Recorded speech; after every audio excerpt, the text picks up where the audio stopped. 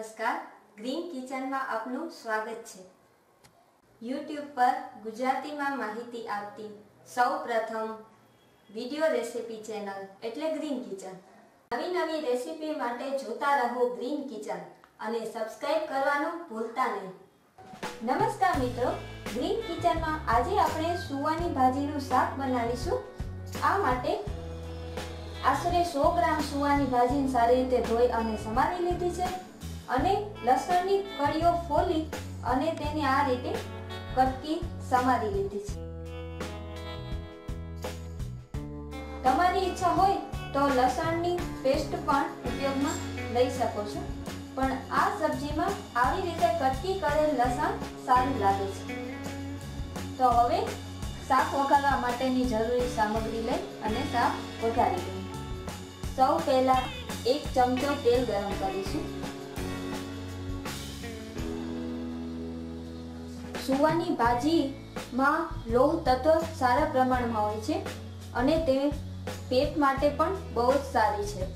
બાળકો મોટેરાઓ બધાને તો આ ભાજી ગુણકારી છે જ, પણ સ્ત્રીઓ માટે તો તે બહુ જ સારી છે। તેલ ગરમ થાય એટલે તેમાં અડધી ચમચી જીરું શેકી લઈશું। તેલમાં જીરું શેકી લીધું છે। હવે તેમાં લસણની સમારેલ કળીઓ ઉમેરીશું અને તેને પણ થોડું સાતળી લઈશું।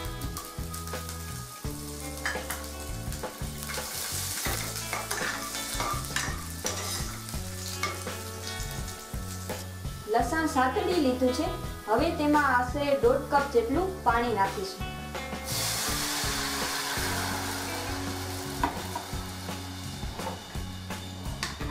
સુવાની ભાજીને ડાયરેક્ટ નાખવાથી તે એકદમ ચોટી જાય છે, તે છૂટી થતી નથી અને જ્યારે પાણીમાં બધા મસાલા ઉમેરી અને પછી સુવાની ભાજી ઉમેરીએ તો સરસ છૂટું શાક થાય છે।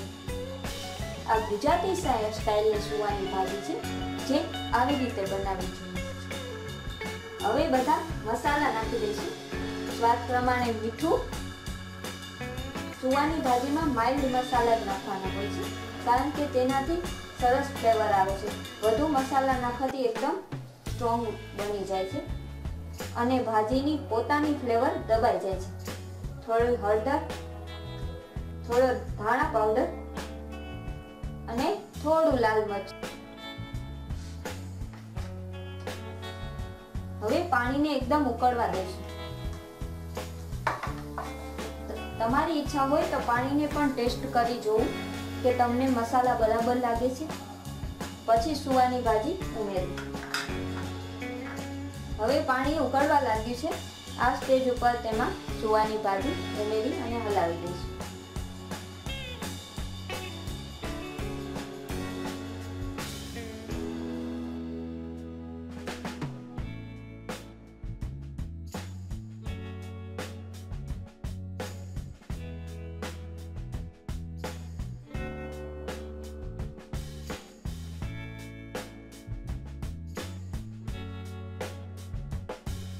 બે મિનિટ ઢાંકી અને તેને કૂક થવા દઈશું।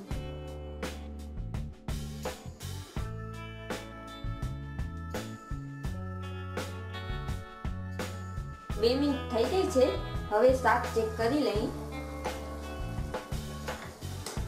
શાક સરસ કૂક થઈ ગયું છે। હવે ગેસ બંધ કરીશું। તો તૈયાર છે સુવાની ભાજીનું શાક। ગુજરાતી સુવાની ભાજીનું શાક આ રીતે થોડું રસાવાળું જ હોય છે અને તે રોટલા અને રોટલી બંને સાથે ખૂબ જ સ્વાદિષ્ટ લાગે છે। નવી રેસિપી માટે જોતા રહો ગ્રીન કિચન અને સબસ્ક્રાઇબ કરવાનું ભૂલતા નહીં।